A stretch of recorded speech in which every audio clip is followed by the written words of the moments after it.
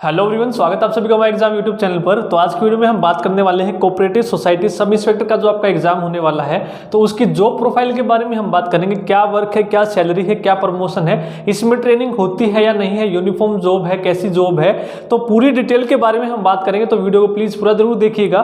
तो स्टार्ट करते हैं। सबसे पहले हम बात करते हैं कोऑपरेटिव सोसाइटी जो सब इंस्पेक्टर होता है उसका कार्य क्या होता है। आप देखेंगे जो कोऑपरेटिव यानी कि कोऑपरेशन से जो सोसाइटी काम करती है, ठीक है, सहकारी समिति यानी कि साथ मिलकर जो कार्य करती है उसको हम क्या बोलते हैं, कोऑपरेटिव सोसाइटी। अब कोई भी सोसाइटी, मान लीजिए 10-15 आदमियों ने मिलकर एक सोसाइटी बना ली और वो समाज के हित के लिए कोई कार्य करती है, तो उसका जो सुपरविजन करता है वो कौन करता है, कोऑपरेटिव सोसाइटी का जो सब इंस्पेक्टर होता है वो क्या, ठीक है।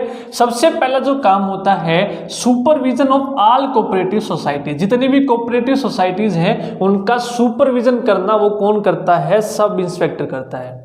दूसरा है जैसे कोऑपरेटिव सोसाइटी यानी कि बात कर लेते हैं एग्रीकल्चर हो, चाहे वो लेबर और कंस्ट्रक्शन की हो, चाहे वो हाउसिंग की है, चाहे वो मार्केटिंग की है, हर एक फील्ड में जितनी भी आपकी सोसाइटीज होती हैं उनको क्या करता है, वो सुपरविजन करता है, ठीक है। वो कैसे काम कर रही है, उसमें जो मेंबर है कैसे हैं, तो उनको जो सुपरविजन करेगा यानी कि सोसाइटी बनानी है या नहीं है, तो वहां पर वो जाकर देखेगा, उनके कागज वगैरह चेक करेगा, फिर उस रिपोर्ट को क्या करके अपने इंस्पेक्टर को देगा। फिर इंस्पेक्टर क्या करेगा, दोबारा से वहां पर देखेगा, फिर वो फाइल को चेक साइन करके आगे वो ट्रांसफर करता है, तभी वो सोसाइटी बन पाती है।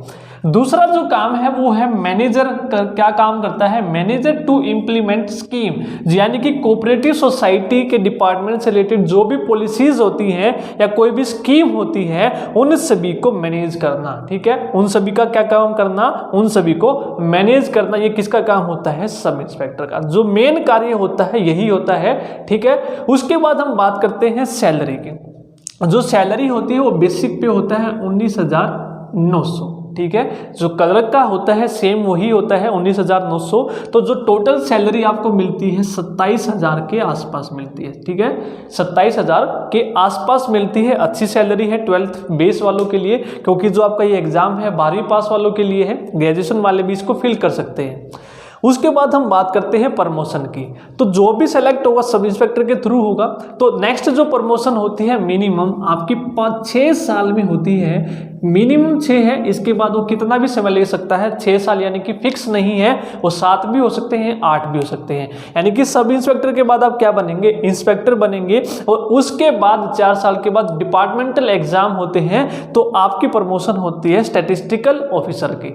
लेकिन इसके लिए, इस पोस्ट के लिए आपको डिग्री की मस्ट रिक्वायरमेंट है, ठीक है। 12th बेस वालों की हो जाएगी इंस्पेक्टर, लेकिन फर्दर आपको यदि प्रमोशन लेनी है तो उसके लिए आपके पास ग्रेजुएशन होनी चाहिए, और उसमें आपके सब्जेक्ट जो मैंडेटरी है वो है मैथ्स, इकोनॉमिक्स, स्टैटिस्टिकल। ये आपके सब्जेक्ट होने चाहिए जिस फील्ड से भी आप ग्रेजुएशन करते हैं, या फिर आप सभी के पास बीकॉम हो, तो उन्हीं को आप क्या कर सकते हैं, 4 साल के बाद डिपार्टमेंटल एग्जाम दे सकते हैं और प्रमोशन ले सकते हैं अपनी एसओ की।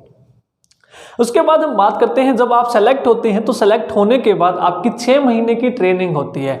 6 महीने की ट्रेनिंग होती है और ट्रेनिंग के दौरान आपको सैलरी भी दी जाती है, ठीक है। 6 महीने की सैलरी होती है, यानी कि आपको काम सिखाया जाता है कि कैसे क्या काम होता है। तो ट्रेनिंग के बाद आपके एग्जाम्स होते हैं। यदि आपने वो एग्जाम्स क्लियर कर लिए तो ठीक है, लेकिन एग्जाम्स आप में फेल हो गए, ऐसा नहीं है, इतने मुश्किल एग्जाम नहीं आते। जो भी आपको ट्रेनिंग में सिखाया जाता है उसी से रिलेटेड आपके ये एग्जाम होते हैं। यदि एग्जाम में आप फेल हो जाते हैं तो आपकी इंक्रीमेंट नहीं लगती है, ठीक है। तो ये आपकी मस्ट है। ट्रेनिंग के बाद 6 महीने की आपको एग्जाम देने होते हैं, जो भी वो एग्जाम लेंगे वो पास करने होते हैं इंक्रीमेंट के लिए, ठीक है। तो ये तो था बेसिक, हम वर्क, सैलरी, प्रमोशन और ट्रेनिंग की बात थी। तो बात करें हम आपका एग्जाम कैसा होता है, तो फर्स्ट टाइम ऐसा हुआ है कि कोऑपरेटिव सोसाइटी सब इंस्पेक्टर का आपका रिटन एग्जाम हो रहा है। इससे पहले 2007 में डायरेक्ट इंटरव्यू बेस्ड आपकी ये पोस्ट हुई थी, पहली बार इसका रिटन एग्जाम हो रहा है, ठीक है। 12th बेस है आपकी सेल, जो आपकी पोस्ट है, आपकी बार भी जो पोस्ट है 400 के आसपास पोस्ट है आपकी,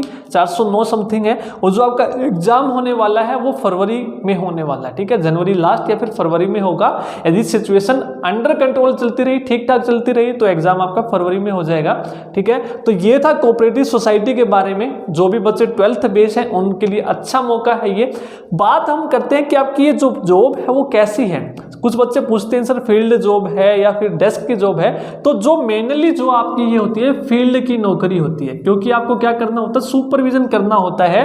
तो आपको वहां जाकर ये काम करना होता है जिस भी फील्ड में आप सुपरविजन करते हैं, यानी कि ज्यादातर आपकी फील्ड की जॉब है। वो देखेंगे, कुछ बच्चे बोलेंगे सर इसमें यूनिफॉर्म है या नहीं है हरियाणा पुलिस की तरह, क्योंकि ये सब इंस्पेक्टर की पोस्ट है, तो यहाँ पर आपके यूनिफॉर्म की जॉब नहीं है। कुछ बच्चे सोचेंगे कि ऐसा ही लगे हमें भी यूनिफॉर्म पहनने को मिलेगी, लेकिन ऐसा नहीं है, इसमें आपको यूनिफॉर्म नहीं मिलेगी, सिविल जॉब है। ठीक है, तो ये तक कंप्लीट डिटेल आपका सब इंस्पेक्टर के बारे में, आपकी सैलरी, आपका कार्य क्या होगा, इसमें प्रमोशन कैसे होते हैं, ट्रेनिंग होगी या नहीं, नामात्र की ट्रेनिंग होती है 6 महीने की, आपको सिखाया जाता है, सैलरी आपको मिलती है ट्रेनिंग के दौरान। ठीक है, तो ये था आज की वीडियो में। तो इसी तरह की वीडियोस पाने के लिए चैनल को सब्सक्राइब कर ले। यदि आपको वीडियो पसंद आए तो प्लीज वीडियो को लाइक जरूर कीजिए। आज की वीडियो में इतना ही, धन्यवाद।